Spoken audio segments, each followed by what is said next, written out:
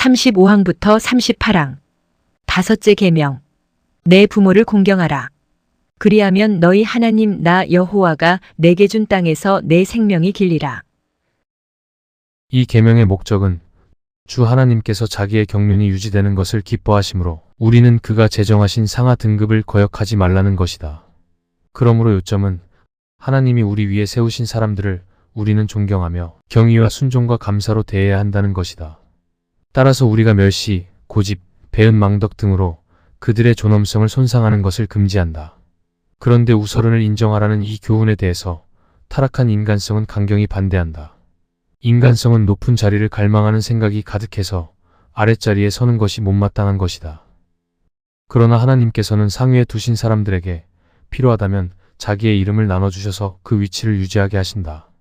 아버지 하나님, 주 등의 칭호는 오랫동안 하나님에게만 속한 것이었기 때문에 이런 칭호 중에 어느 것을 들든지 반드시 우리는 곧 그의 존엄성을 연상한다.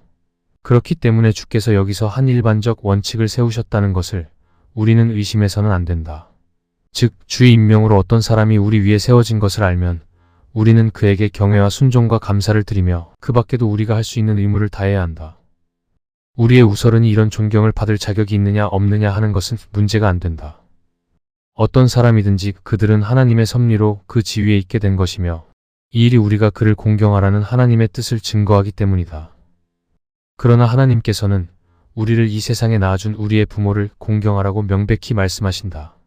출애굽기 21장 17절, 레위기 20장 9절, 잠언 20장 20절에서는 주께서는 부모를 저주하는 자는 죽이라고 명령하심으로써 처음 부분인 경애를 확인하신다. 또 신명기 21장에서 순종하지 않고 반항하는 자녀에 대해서 사형을 명령하심으로써 둘째 부분인 순종을 확인하신다. 마태복음 15장에서 부모를 후대하라는 것이 하나님의 계명이라고 하신 말씀은 존경의 셋째 부분인 감사에 관한 것이다. 참고 광목주석, 우리의 우서른이 이런 존경을 받을 자격이 있느냐, 없느냐 하는 것은 문제가 안 된다. 어떤 사람이든지 그들은 하나님의 섭리로 그 지위에 있게 된 것이며 이 일이 우리가 그를 공경하라는 하나님의 뜻을 증거하기 때문이다. 다섯째 계명에서 칼빈은 부모와의 관계를 다른 사회적 관계에까지 확대하는데 이 부분만을 본다면 선뜻 동의하기 어렵다. 진리를 거스리는 자들이 우서른의 위치에 있을 때 경외와 순종과 감사로 대하는 것이 맞는가 하는 의문이 든다. 당장 루터나 이 말을 하는 칼빈 자신도 교황의 명에 반기를 들고 종교개혁을 단행했다. 그것은 교황에게 순종하는 것이 하나님께 순종하는 것과 모순된다고 생각했기 때문일 것이다. 출애굽 당시 이스라엘은 바로왕의 명령에 순종하지 않았다. 섭리론을 이렇게 적용하는 것은 합당치 못하다. 무엇보다 진리에 순종하는 것이 우선이다. 이는 목사는 주의 종이니 판단하지 말라와 같은 논리다. 목사가 단순한 성경 해석의 오류를 넘어 어그러진 설교와 언행으로 바른 교리와 복음의 본질적 가치를 훼손할 때는 평신도라도 이에 저항할 수 있어야 한다. 종교개혁 당시 루터는 독일 기독교 귀족들에게 고함이라는 논문을 통하여 교황과 그 추종자들에 대해 대항할 것을 촉구하며 교회개혁을 선언했다. 이 논문에서 루터는 만인 제사장 교리에 관하여 논하였다. 개신교의 목사는 하나님과 성도 사이의 중보자가 아니며 상위 계급도 아니다. 중보자는 예수 그리스도 한 분이시다. 이것이 급진적으로 들릴 수도 있으나 우리가 지금 당연시하는 민주주의도 군주주의 시절에는 혁명적이고 급진적인 이론이었다. 칼빈의 예석은 16세기 봉건영주와 농노가 존재하던 당시에 계급적 사고방식이 반영된 언급이라고 생각된다. 바로 다음 항에서 칼빈은 자신의 주장에 제한을 둔다. 이 밖에도 주께서는 부모를 올바로 공경하는 자녀들에게 현세의 축복을 약속하시는 동시에 고집세고 불순종하는 자녀들에게 저주를 피할 수 없으리라고 암시하신다. 그러나 우리는 겸해서 주의해야 한다. 에베소서 6장 1절에서 말하는 것처럼 우리에게 대한 명령은 부모에게 순종하되 주 안에서만 하라는 것이다. 이 점은 이미 언급된 원칙을 보아서 명백히 알 수 있다. 부모가 앉아있는 높은 자리는 주께서 주신 것이며 그들에게는 주의 영광의 일부를 나눠주신다. 그러므로 그들에게 순종하는 것은 가장 높으신 아버지를 공경하는 한 걸음이 되어야 한다. 따라서 그들이 우리를 자극하여 율법을 어기게 한다면 우리는 그들을 우리의 부모가 아니고 우리를 참 아버지에게 순종하지 못하게 유혹하는 이방인이라고 인정할 충분한 권리가 있다. 군왕들과 귀족들과 그 밖의 각종 높은 사람들에 대해서도 우리는 같은 태도를 취해야 한다. 그들이 윗자리에 있다고 해서 그 위세로 하나님의 존엄성을 끌어내린다는 것은 부끄럽고 어리석은 짓이다. 그들이 높은 지위를 가진 것은 하나님이 높으시기 때문이며 그들은 마땅히 우리를 높으신 하나님께로 인도해야 한다. 39항부터 40항. 여섯째 계명. 살인하지 말지니라. 이 계명의 목적은 주께서 인류 전체의 일종의 통일성이 있도록 한데 묶어두셨으므로 우리는 각각 전체의 안전을 생각해야 한다는 것이다. 요약하면 이웃의 신체를 해할 일은 폭행, 상해, 기타 어떤 것이든지 일체 금지하신다. 따라서 이웃의 생명을 구하는 데 도움이 되는 것은 무엇이든지 충실히 이용하라고 명령하신다. 그들의 평화에 도움이 되는 것이면 무엇이든지 하라. 해로운 것이면 막아내라. 이웃이 위험한 처지에 있으면 도와주라는 것이다. 이 계명은 마음으로 살인하는 것을 금하며 형제의 생명을 구하겠다는 마음을 가지라고 명령하신다. 참으로 살인은 손이 낫는 것이지만 마음이 분노와 증오심에 감염될 때의 살인을 잉태한다. 분노나 증오심이 있는 곳에는 해를 주려는 의도도 있는 것이다. 요한 1서 3장 15절에서 성령께서는 이미 마음속에서 형제를 미워하는 자마다 살인하는 자라고 선언하셨고 마태복음 5장 22절에서 주 그리스도께서는 형제에게 노하는 자마다 심판을 받게 되고 형제를 대하여 나가라 하는 자는 공회에 잡히게 되고 미련한 놈이라고 하는 자는 지옥 불에 들어가게 되리라 라고 선언하셨다. 참고 광목 주석, 라가는 유대인들이 사람을 경멸할 때 쓰는 욕설로 우리말로는 골빈 X 정도가 될 것이다.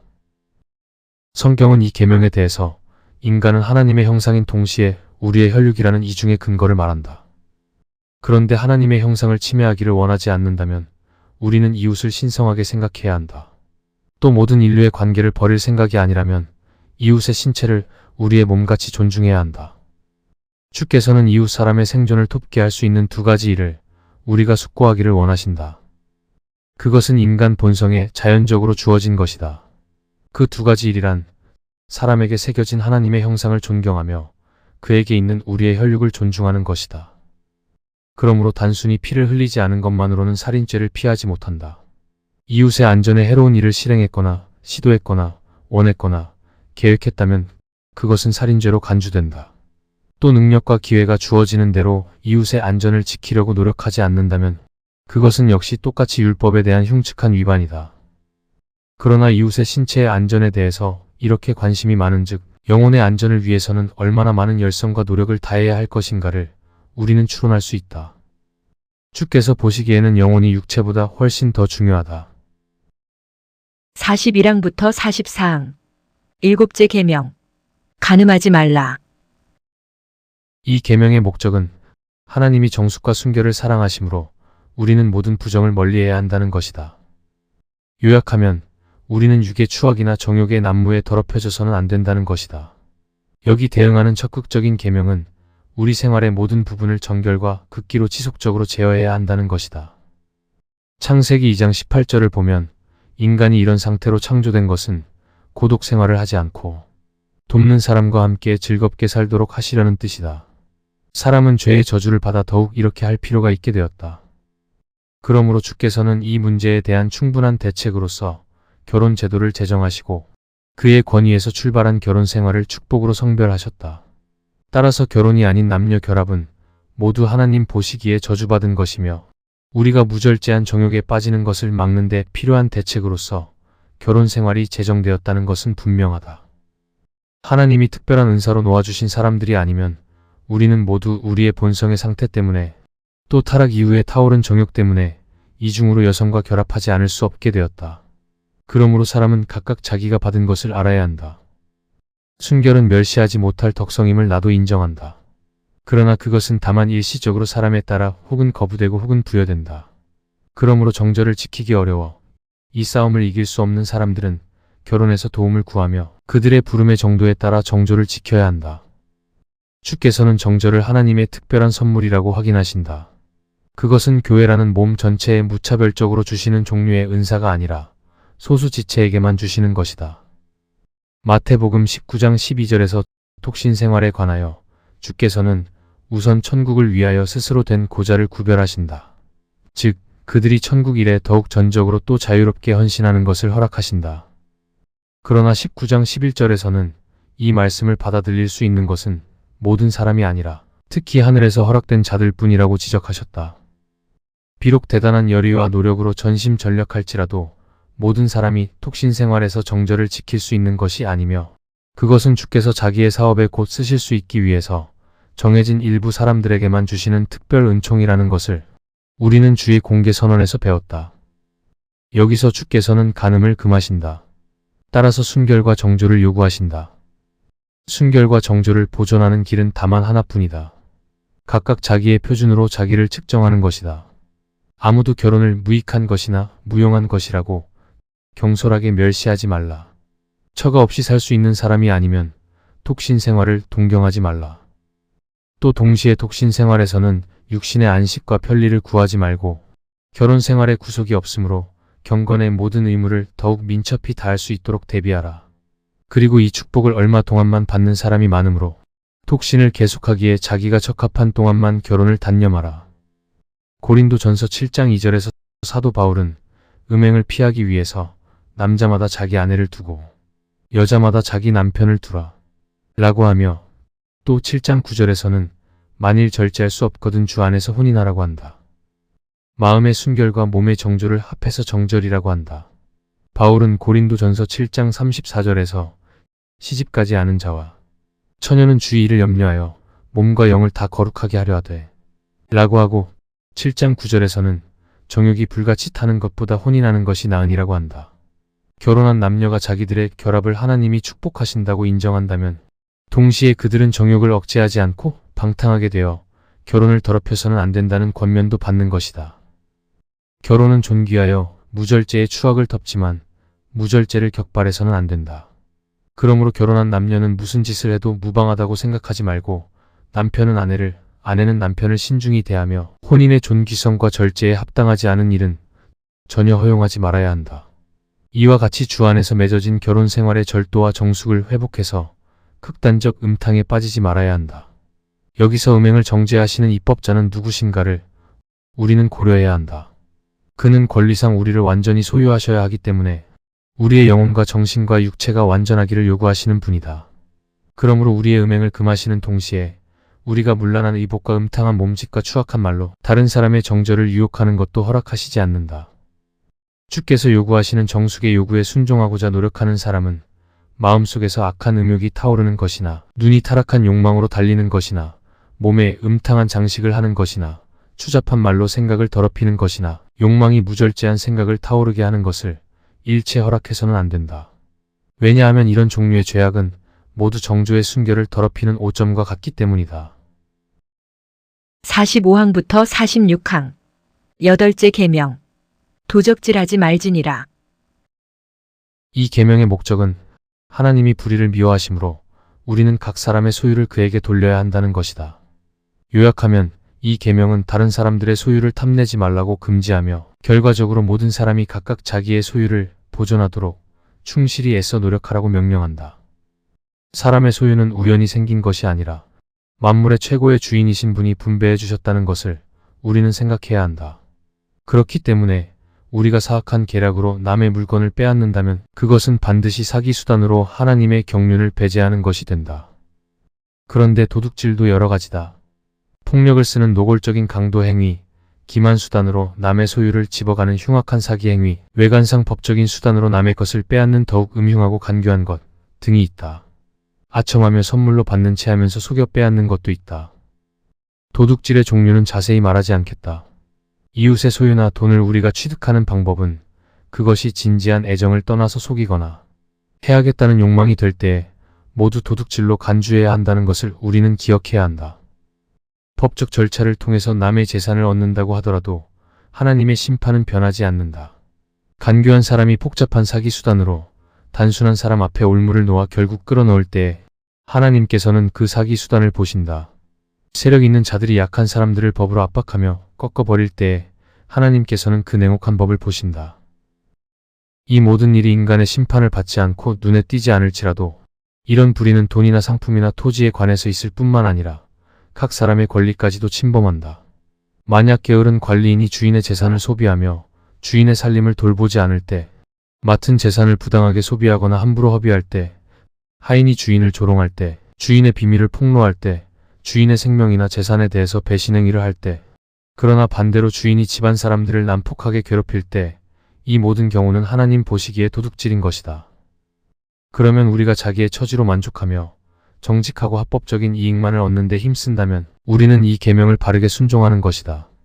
또 불공평한 짓으로 치부하려 하지 않으며 이웃의 재산을 빼앗아 우리 재산을 긁어모으려고 하지 않는다면, 또 잔인한 수단으로 다른 사람들의 피를 뽑아 거부가 되려고 애쓰지 않는다면, 수단의 선악을 묻지 않고 아무데서나 미친 듯이 긁어모아 우리의 탐욕을 만족시키거나 방탕생활에 낭비하려고 하지 않는다면, 그때에 우리는 이 계명을 바르게 지키는 것이다. 우리가 항상 목표로 삼아야 하는 것은 우리의 지혜와 조력으로 힘자라는 데까지 모든 사람이 자기 것을 가지고 있도록 진실이 돕는 것이다. 그러나 신용이 없고 부정직한 사람들을 상대로 해야 할 때에는 그들과 싸우기보다는 차라리 우리 것을 내줄 생각을 하라. 그뿐만 아니라 사정이 어려운 사람들의 곤란을 나누며 우리의 풍성한 것으로 그들의 궁궁을 도와야 한다. 교회의 목사들은 말씀을 충실히 전하며 구원의 교리를 불순하게 하지 않고 순수하고 순결하게 하나님의 백성에게 전달해야 한다. 교훈으로 가르칠 뿐 아니라 실생활의 모범으로 가르치라. 간단히 말하면 그들은 맡은 양들에 대해서 선한 목자로서의 권위를 행사하라. 신자들은 그들을 하나님의 사자와 사도로서 영접하며 최고의 선생에게 허락하신 영예를 그들에게 돌리며 생활에 필요한 것을 제공해야 한다. 부모들은 하나님이 맡기신 자녀들을 양육하며 다스리며 가르치며 학대로 노엽게 하거나 부모를 배반하게 만들지 말고 부모답게 인자하고 친절하게 자녀를 사랑하고 포용하여야 한다. 이미 말한 바와 같이 자녀들은 부모에게 순종할 의무가 있다. 청년들은 노인들을 공경하라. 노인이 공경을 받는 것을 하나님이 원하시기 때문이다. 노인은 부족한 청년들을 자기들의 우수한 지혜와 경험으로 지도하며 그들을 가혹하게 책망할 것이 아니라 온화하고 인자한 태도로 엄격한 언사를 완화해야 한다. 이와 같이 각각 자기가 처한 지위와 처지에서 이웃에게 무슨 빚을 졌는가를 생각하며 또 진 것은 갚아야 한다. 더구나 우리는 항상 입법자이신 하나님을 생각해서 이 원칙은 우리의 손뿐만 아니라 마음을 위해서도 제정하셨으며, 그 의도는 사람들이 다른 사람의 행복과 이익을 보호하며 증진하도록 노력하라는 것임을 깨달아야 한다. 47항부터 48항. 아홉째 계명. 내 이웃에 대하여 거짓 증거하지 말지니라. 이 계명의 목적은 진리이신 하나님이 거짓말을 증오하심으로 우리는 서로 진실을 실행하여 속이지 말라는 것이다. 요약하면 우리는 남을 중상하지 말며 거짓으로 남의 재산에 해를 끼치지 말아야 한다. 간단히 말해 함부로 거짓된 험담을 해서 남을 해쳐서는 안 된다는 것이다. 이 금지에 연결된 명령은 모든 사람의 명예와 소유에 손상이 없도록 보호하기 위해서 진실한 말로 될 수 있는 대로 충실하게 남을 도우라는 것이다. 출애굽기 23장에서 너는 허망한 풍설을 전파하지 말며 악인과 연합하여 모함하는 증인이 되지 말며 거짓 일을 멀리하라 라고 말씀하셨다. 레위기 19장에서는 형제를 속이는 것도 금하신다. 바로 앞의 계명들에서 야비함과 음란과 탐욕을 금지하신 것과 같이 여기서는 거짓을 금하시는 것이 확실하다. 방금 언급한 것과 같이 여기에는 두 가지가 있다. 하나는 악의와 악한 중상모략으로 이웃의 명예를 상하는 것이며, 또 하나는 거짓말이나 심지어 회방으로 남의 재물을 빼앗는 것이다. 엄숙한 법적 증언으로서 하거나 사적인 대화 중에서 하거나 나쁘기는 마찬가지다. 이 계명을 올바로 지키려면 진실을 말함으로써 이웃의 명예와 이익을 지켜주어야 한다. 이렇게 하는 것이 공정하다는 것은 명약관화하다. 그러나 우리는 놀라리만큼 경솔하고 냉정하게 이 죄를 짓는 때가 많다. 이 질병이 현저하지 않은 사람은 극히 드물다. 우리는 남의 죄악을 들추어 폭로할 때 톡성 있는 쾌감을 즐긴다. 우리가 거짓말을 하는 것이 아닌 때가 많다는 것으로 적절한 변명이 된다고 생각하지 말라. 형제의 명예가 거짓말로 손상되는 것을 허락하지 않는 사람은 진실이 허용하는 범위 내에서 형제의 명예에 오점이 찍히지 않기를 원한다. 참으로 그는 거짓말만을 상대로 형제의 명예를 지키지만 거기는 그것을 지키도록 위탁을 받았다는 생각이 포함되었다. 이웃의 명예에 대해 하나님이 관심을 갖는다는 사실만으로도 우리는 그것을 보호하도록 분발해야 한다.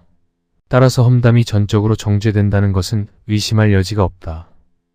그런데 우리가 험담이라고 하는 것은 징계할 목적으로 하는 비난이 아니며 악을 시정하기 위한 비난이나 공정한 비평이 아니다. 다른 죄인들에게 공포심을 일으키기 위한 공개적 징계도 아니며 미리 경고해 두지 않으면 무지 때문에 위험 상태에 빠질 염려가 있는 사람들 앞에 사실을 알리는 것도 아니다. 험담은 미워서 하는 비난이며 악한 의도로 거저 회방하고 싶어서 하는 비난이다.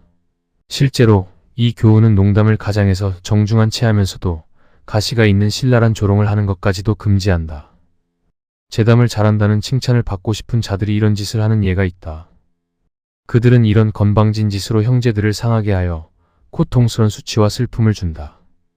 우리는 혀나 귀가 험담과 악랄한 농담에 끌리지 않으며 이유 없이 교활한 의혹에 마음이 끌리지 않도록 주의해야 한다.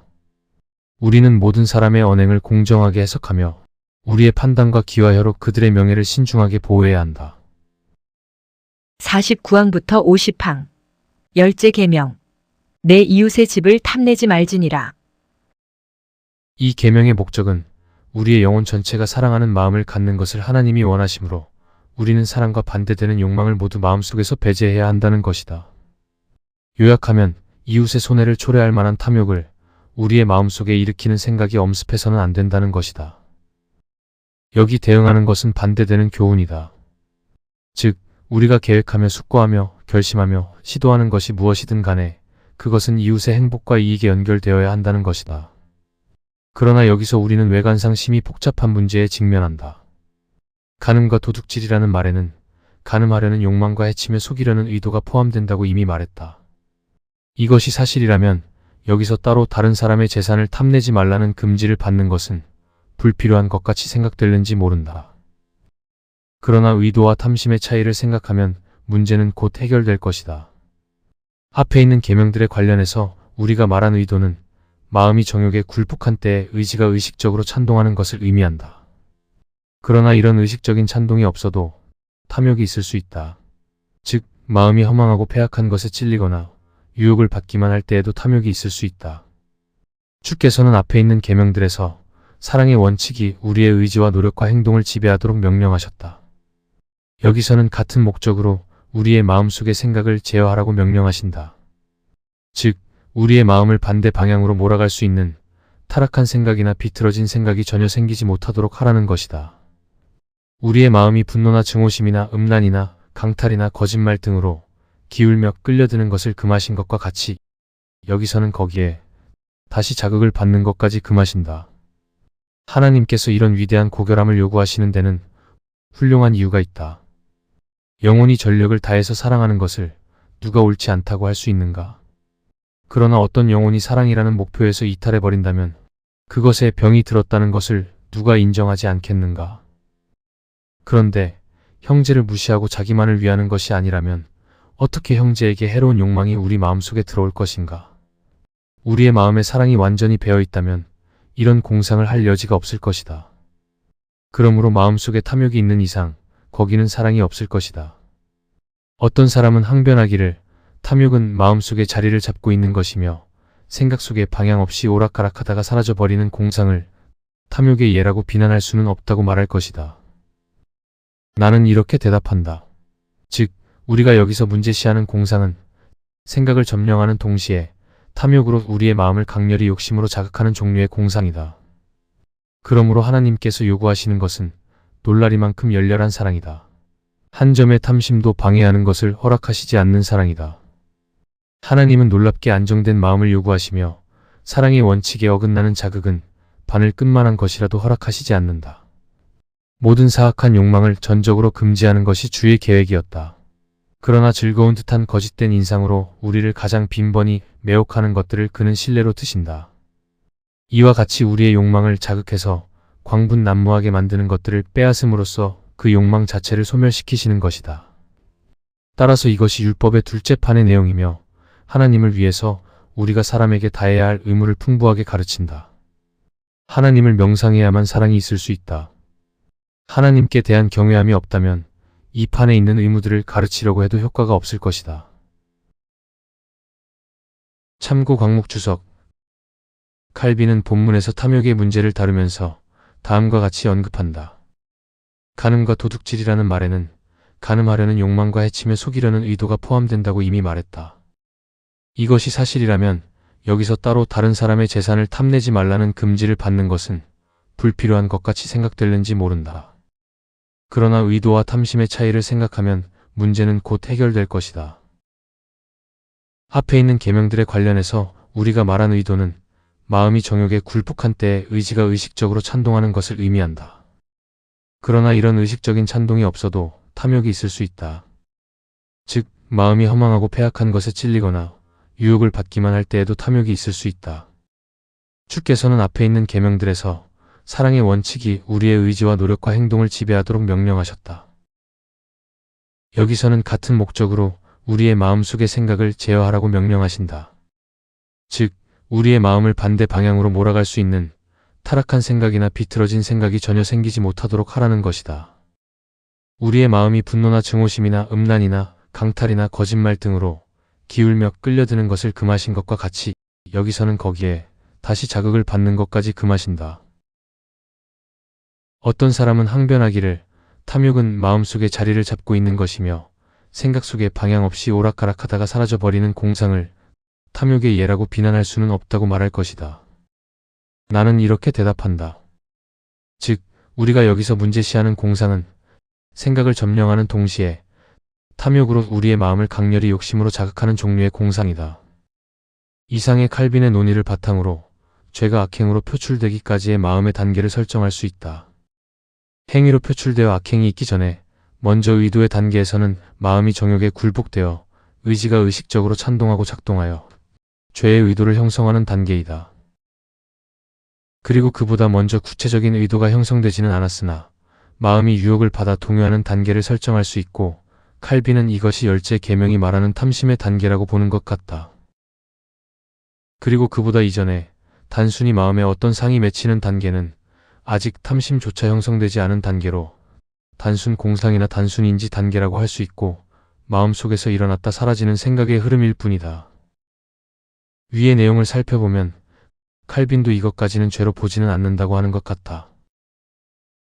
정리하자면 단순 공상이나 인지, 탐심과 마음의 동요, 죄의 의도, 악행 이런 순서가 될 것이다.